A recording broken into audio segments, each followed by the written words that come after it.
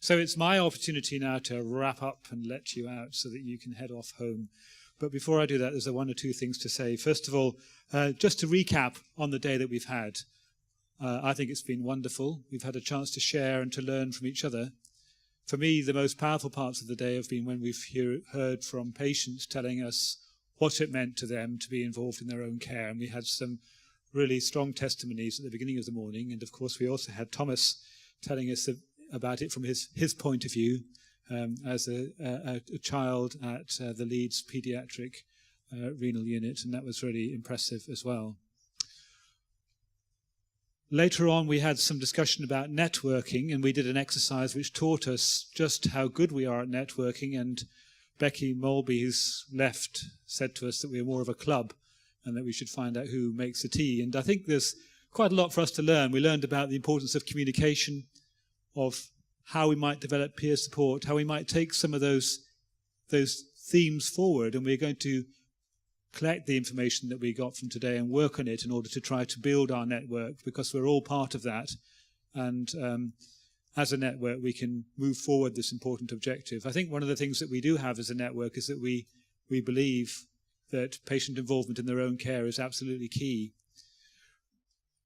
One of the things I took from Becky was she said, I wouldn't bother waiting too much for the evidence. The evidence may come, but it's really about what you believe that counts here and common sense. And I think that's true, and that strengthens our resolve to do that. And then we heard from Hero, who's an orthopaedic surgeon from Wales, and what did he have to tell us? Well, he told us that from the patient point of view, although he thought the hospital was working fantastically, from the patient point of view it was completely different, and that it really mattered when he took a bit of time to sit with the patient and to get them a cup of tea and to try to focus on their experience. And so he really, for me, brought out the importance of compassion and dignity and how we might bring that into our daily work, how we might make more of that.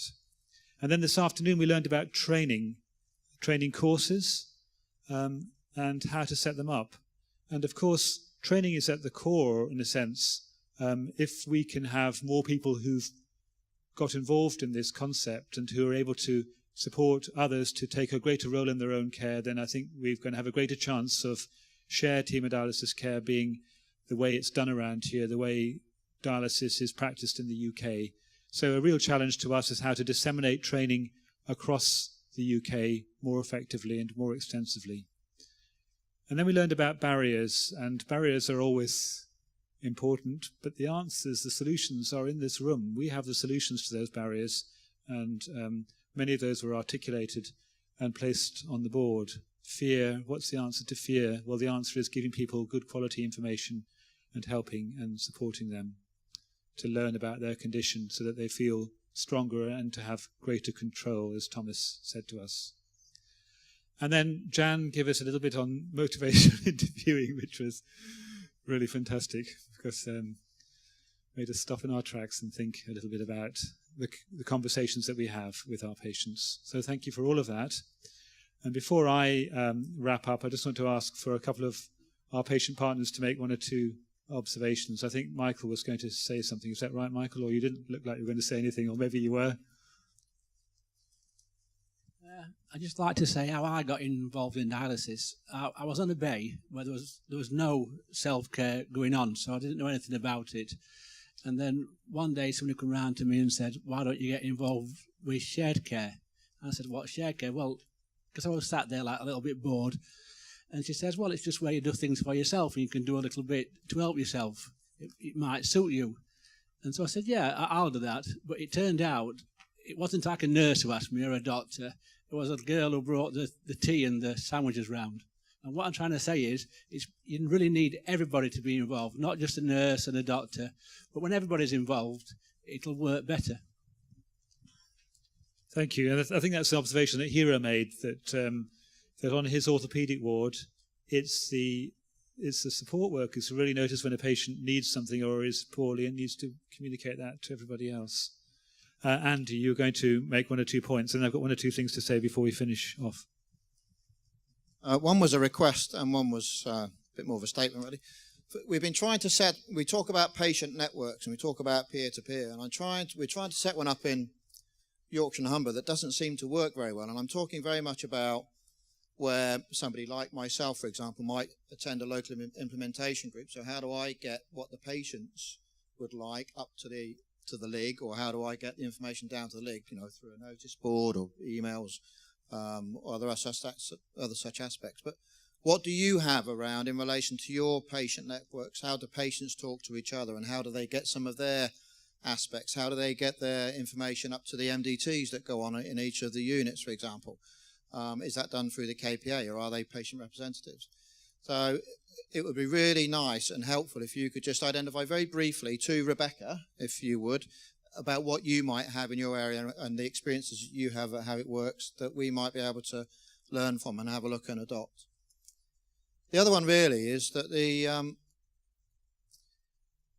I think we try to say enough as a patient to yourselves, to the healthcare professionals that work around us 12 hours a week as a minimum, plus for others. But I would really just like to thank and applaud you for those that are involved in our care in relation to what you're doing, sat here, taking the time. And clearly it's very evident from our point of view that there is that care for the patient.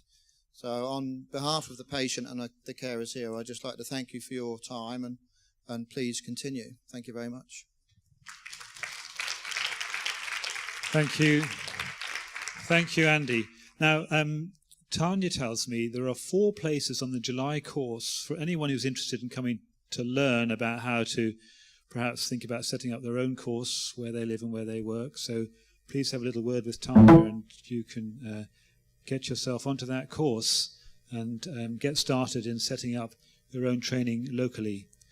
Please fill in your blue form, which tells you, it's got on it, what have I learned today? What can I take away from today? And what will I take further? So, and you can, what are you meant to do with that? Take it with you, or?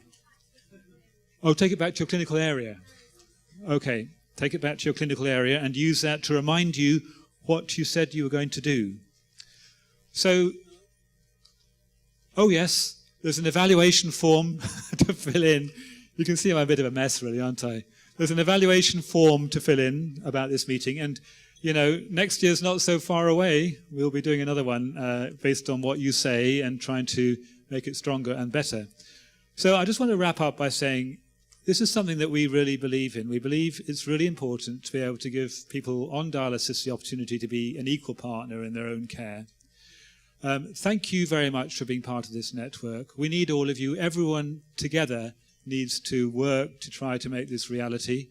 And we need to access all of the support networks we can, whether they're official NHS England, whether they're charitable support, whether there are our commercial partners, our patient networks, in order to make this really work. And if this does happen, alongside some of the other initiatives that are happening within our wonderful renal service in the UK, I think we'll continue to have the best renal service.